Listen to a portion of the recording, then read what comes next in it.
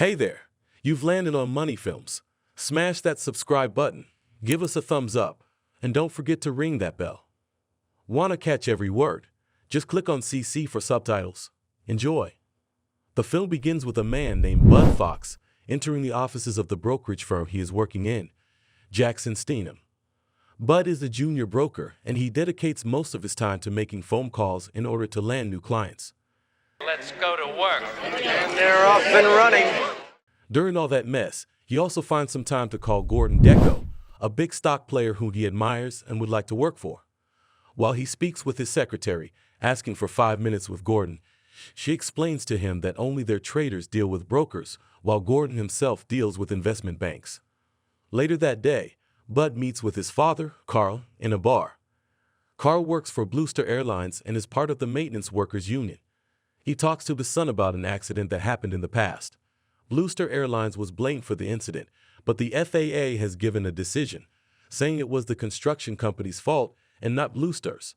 This gets us out from under suspension. We can go for those new routes to Pittsburgh and Boston now. Bud is thrilled to hear that, as he knows that a big case like this could make Bluestar stocks rise in value. The next morning, Bud sees in his diary that today is Gordon's birthday.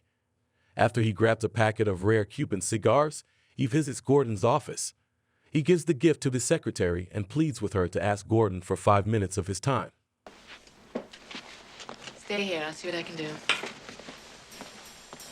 Soon, Gordon receives Bud into his office and mentions he is impressed by the young man's persistence. He has been calling in for 59 days in a row, and today brought him a nice gift. While Gordon multitasks, he asks Bud what he has for him. So what do you got for me, sport? Why are you here? Chart breakout on this one here, Whitewood Young Industries. Bud starts off by presenting 2 companies, but Gordon does not like any of them, prompting the young man to surprise him. My birthday. Surprise me. Then, Bud tells him about Bluestar Airlines. Gordon is curious how Bud found out, but Bud simply states he knows. Gordon takes Bud's card while Bud himself returns to his office. Although his boss scolds him for being late, Bud soon receives a phone call from Gordon, who instructs him to buy 20,000 shares of Bluestar for him. I just bagged the elephant. That night, Gordon invites Bud out to dinner and asks him if he bought some shares for himself. Bud claims that would be illegal, but Gordon hands him a check and asks him if this is illegal as well. He advises Bud to relax because nobody here is going to sell him out, and then gives him some more buying orders for a couple of companies. When Bud returns home, he gets a visit from a woman who has been sent by Gordon. Why don't you get dressed? We're going out.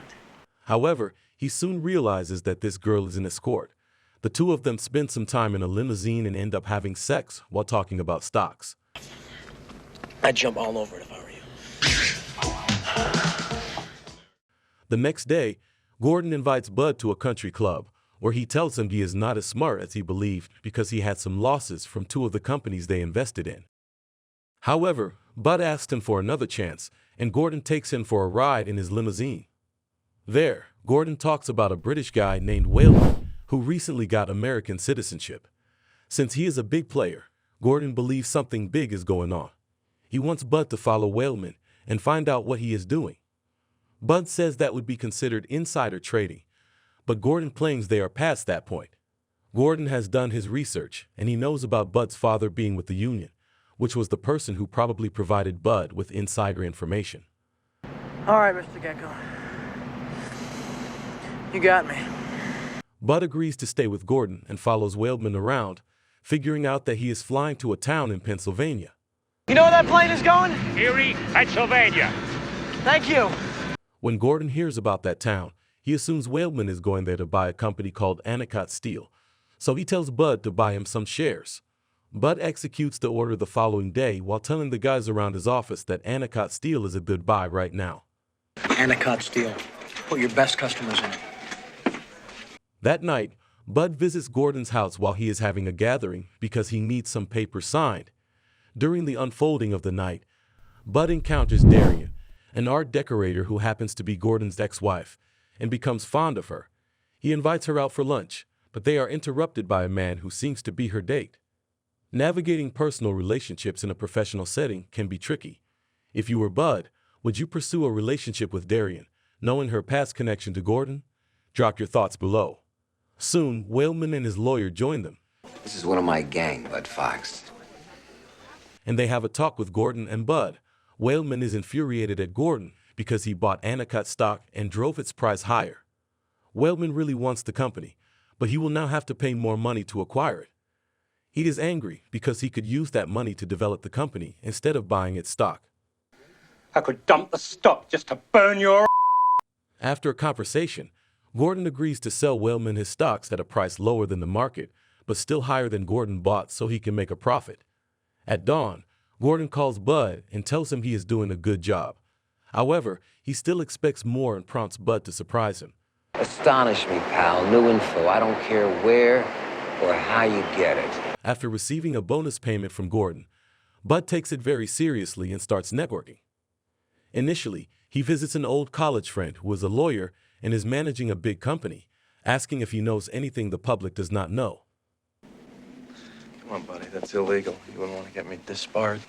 Then, he goes insane and attends various events, even becoming a partner in a cleaning company so he can gain access to the homes of some high rollers. On top of that, he gets a quick date with Darian.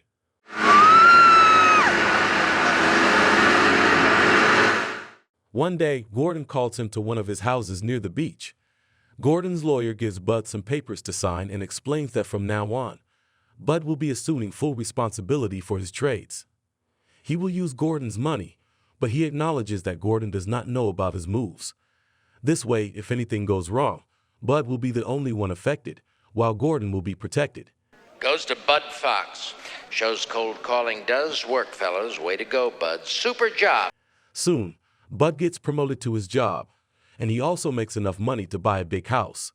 He hires Darian to help him decorate the house while, at the same time, their relationship develops. After the house is complete, the two of them end up in bed together and spend an exciting night they have both been expecting. The next couple of days, Bud attends a conference where the stockbrokers and the board of directors have gathered to discuss the future of a company called Teldar Papers. After the chairman finishes his talk, Gordon gets up and basically claims that the management is doing a lousy job. The company is wasting too much money by having too many executives they do not need, so he suggests they follow his advice. You mark my words. We'll not only save Teldar Paper, but that other malfunctioning corporation called the USA. Later, Bud starts feeling hungry and suggests to Gordon to become the owner of Blue Star Airlines. The company has lots of potential, and it can also make some cuts to its expenses, earning itself a good paycheck. Gordon likes his ideas, so Bud sets up a meeting at his house. He invites the representatives of the Maintenance Workers Union, the Flight Attendants Union, and the Pilots Union to have a talk with him and Gordon. Basically, Gordon and Bud suggest to the representatives to make a 20% reduction on the workers' salaries while also letting some of them go. The representatives have some second thoughts about that, but Bud manages to convince the two of them that the changes he is suggesting are viable. That translates to approximately $50 to $200 million in revenues. However, his father is not convinced and leaves the house. Bud follows after him, trying to make him believe that he will actually improve the company. But Carl believes he and Gordon are just trying to make money for themselves. The average folk will take a serious hit, and he knows that things will never get better for them. Carl believes that Gordon has Bud in his pocket and he is using him. But he also mentions that he will let his workers decide instead of him deciding on their behalf. Given the situation, do you agree with Bud's approach to reducing workers' salaries for the perceived greater good of the company, or do you side with Carl's view that the workers' welfare is paramount? What would you do in Bud's position? Comment below, and let's discuss.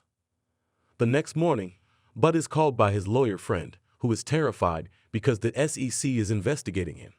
Bud tells him to stay calm, but the man informs him about something else as well.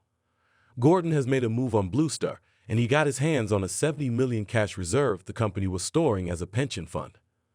Bud visits Gordon, but the latter only tells him he is going to make some money for both of them, and Blue Star is a dead company anyway.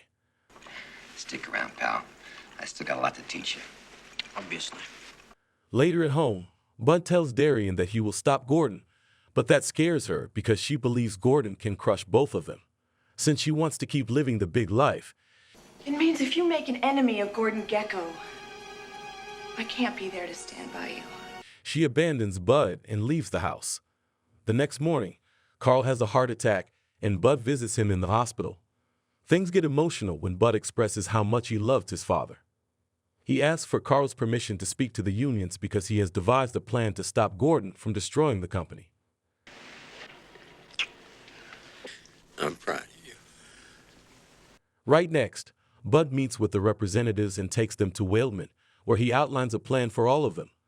Bud will inflate the price of Blue Star stock by having many people buy it, but then he will tell everyone to sell so they can take their profits. That will cause the stock price to deflate again, and then Whaleman will step in to buy a significant portion of the shares and become the biggest shareholder in the company. He will have the support of the unions, and he will also get his revenge on Gordon. Whaleman wants to buy all the shares, and Bud puts his plan in motion, costing Gordon lots of money and making him angry. Analysts, in order to better understand the ramifications of such wild fluctuations. However, the SEC has caught up, and they now come to arrest Bud. Despite this, Bud works with them and approaches Gordon while wearing a wire. Gordon beats him up while he outlines everything he has done for him, which includes market manipulation and shady tactics on various corporations. Finally, Bud is taken to trial. He knows he will probably do some prison time, but Whaleman has offered him a job at Blue Star when he's available.